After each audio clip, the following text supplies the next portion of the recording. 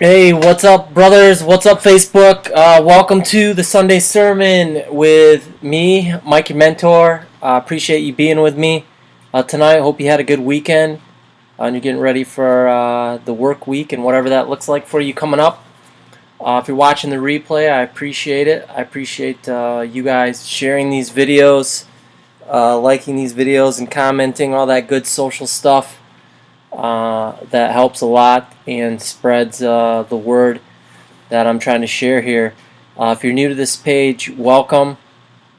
This page is my way of helping men become better husbands, better fathers, better leaders in their community, and to encourage them to stop lying to themselves about how they feel and what they think to themselves and to others.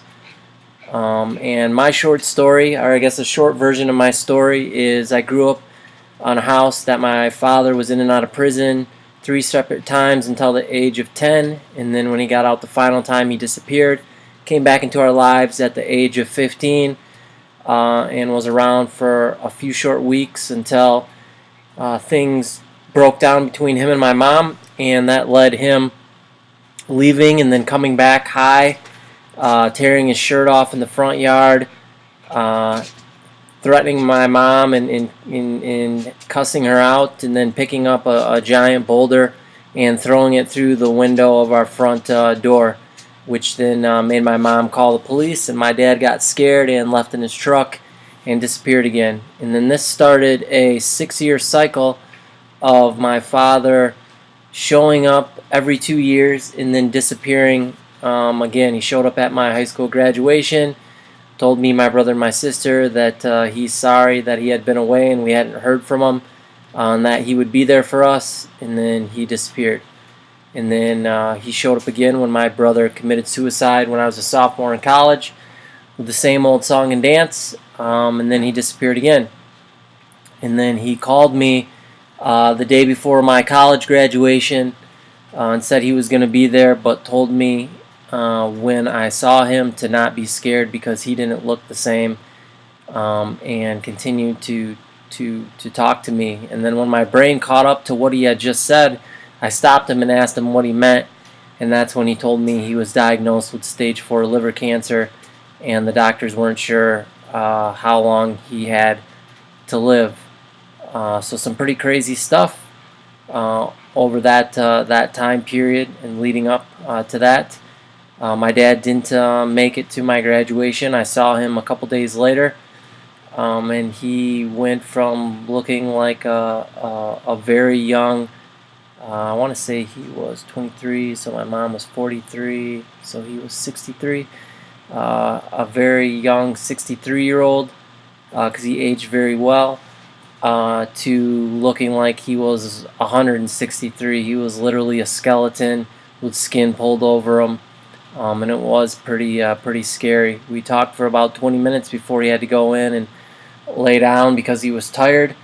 And he told me he was proud of me, told me he loved me. We hugged, and then a few short weeks after that, he passed away. And this all came to kind of a climax about what it meant for me to be a man and to start to deal with these wounds that I had in my heart when I was at my dad's funeral.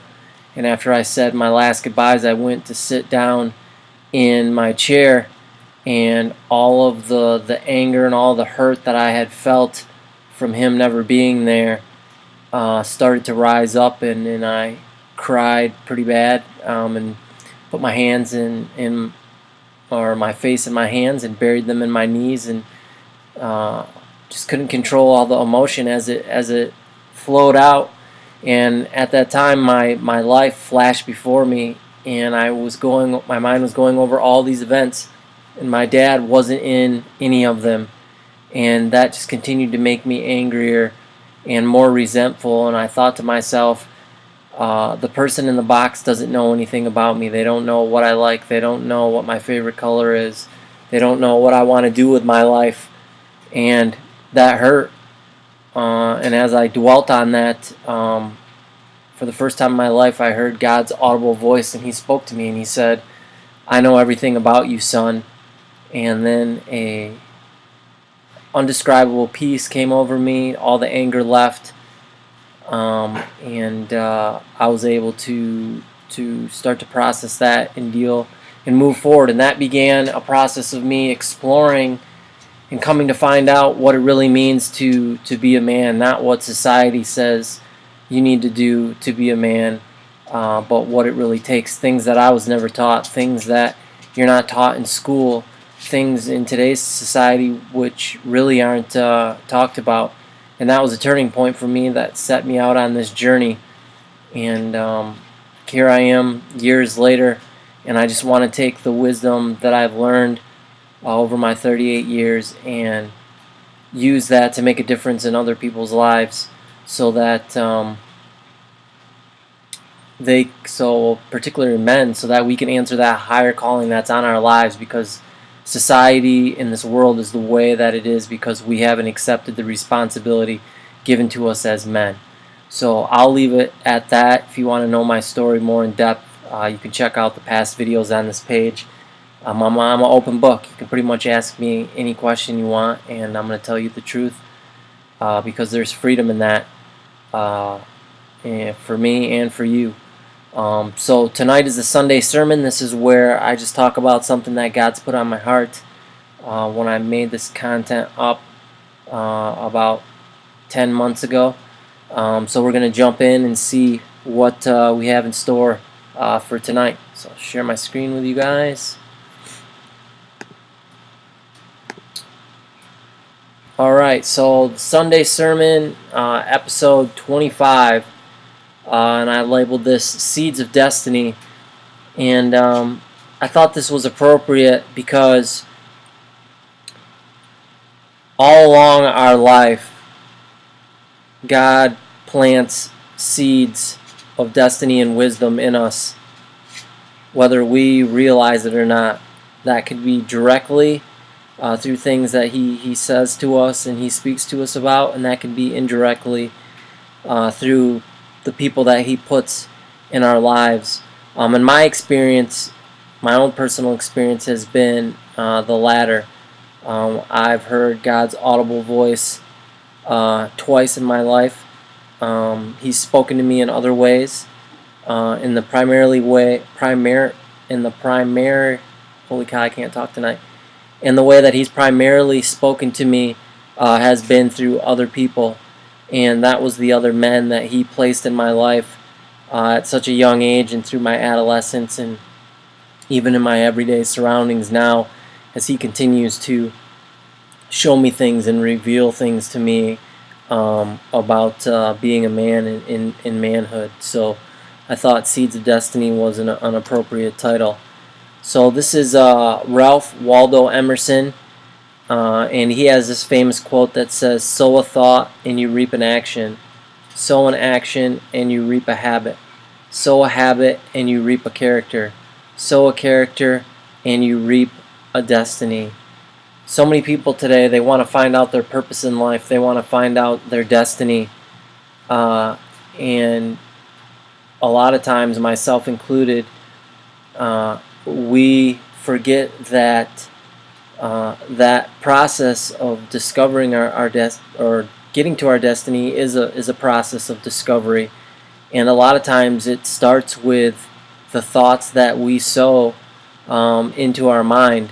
What voice do we listen to in our head? Because that voice, that thought, is going to determine what action we take. And then, as Ralph Emerson so eloquently put it, that those actions that we take are going to form habits. Those habits could be good or they could be bad. And depending on the habits that we sow, we are going to reap certain characteristics. And then because of those characteristics will determine our destiny.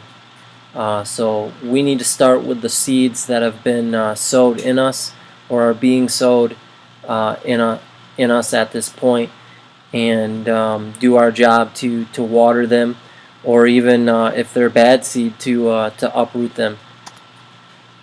So I want to talk about a couple principles to live by in order to do that, to water these seeds of destiny that are in you.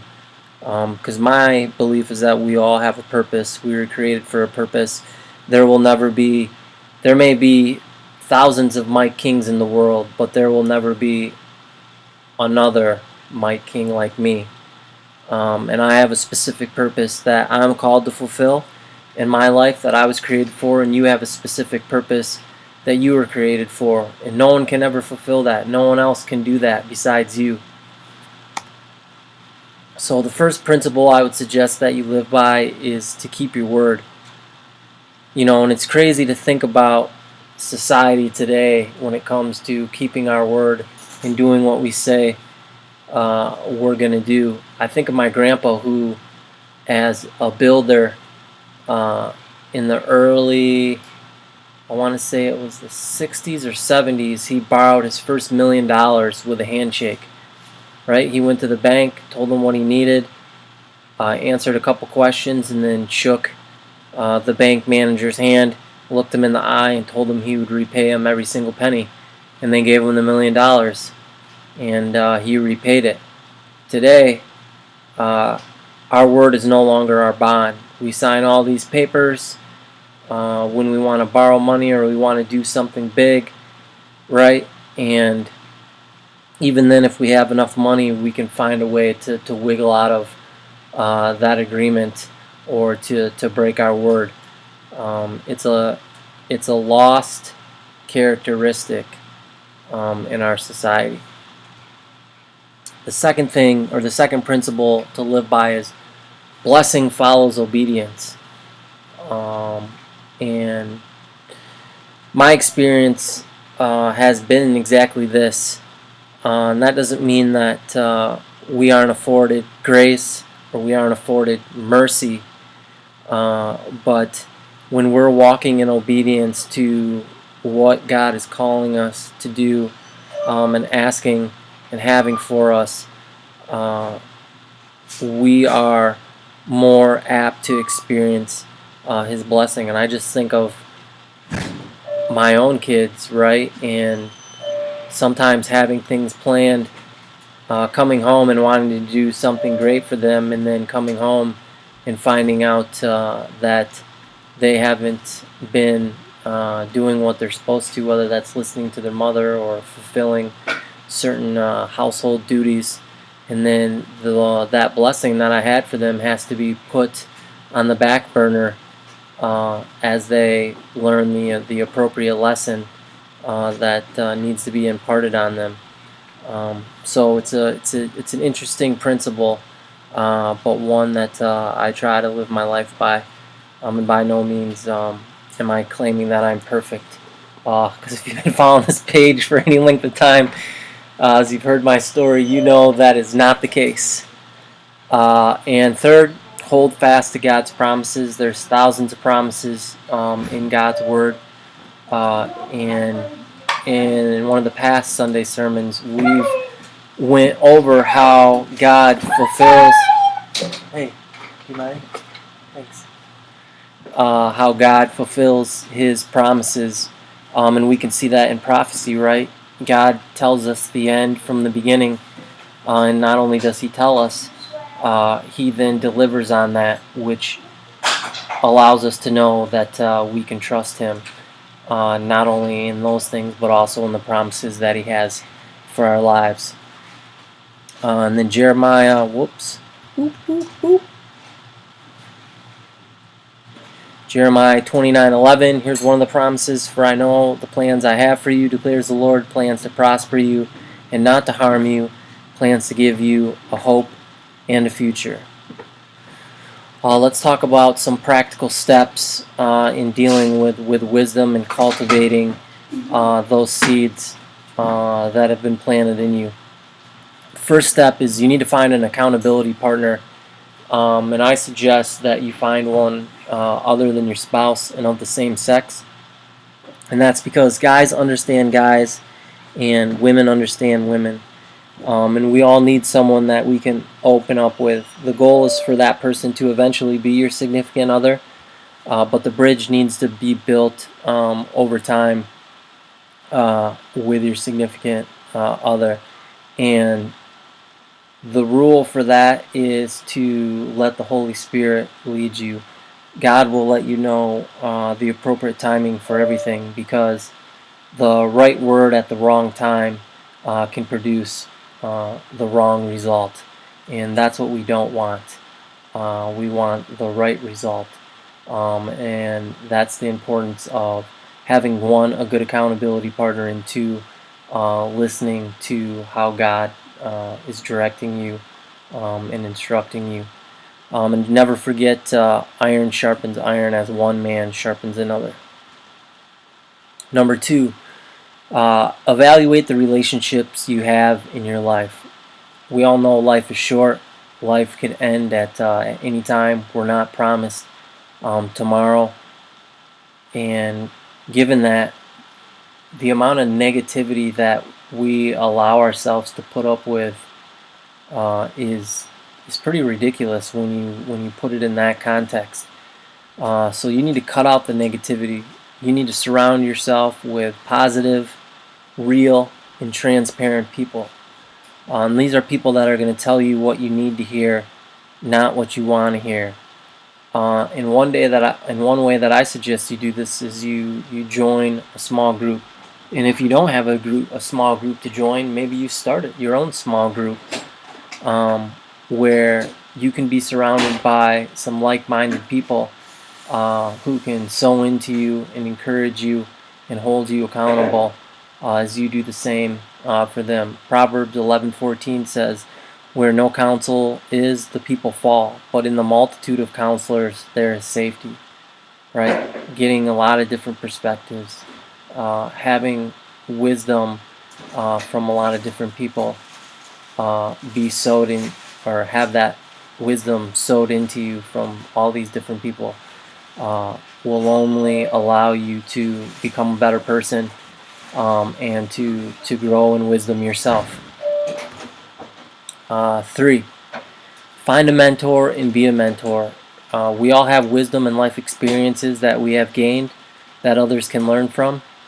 And the circumstance in which you gain that wisdom or experience might not have necessarily been a blessing, right?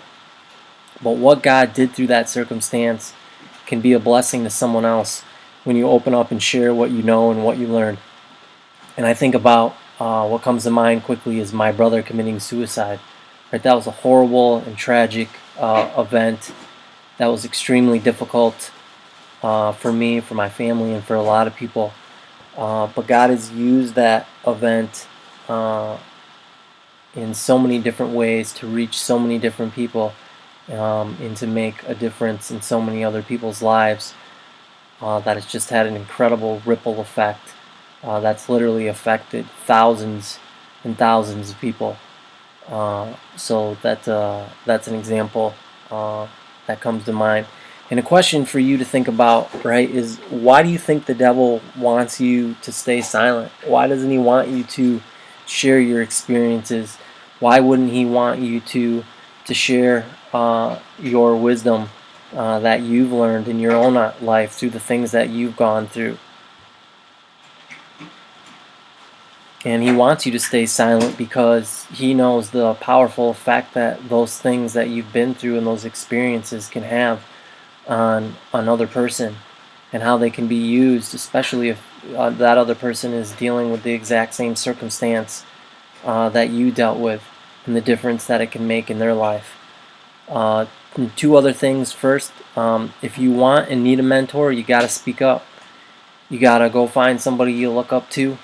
And you got to go ask them if they'd be willing to be your mentor and figure out what that looks like.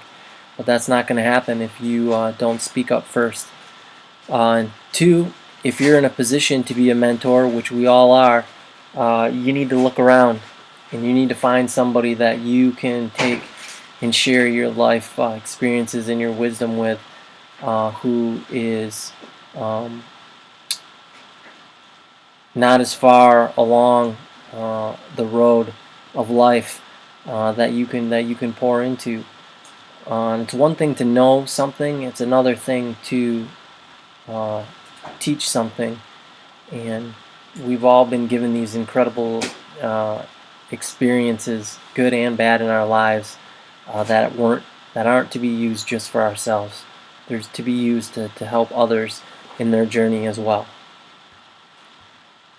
What mentoring looks like. It's simply building a relationship with someone of a different age than you are.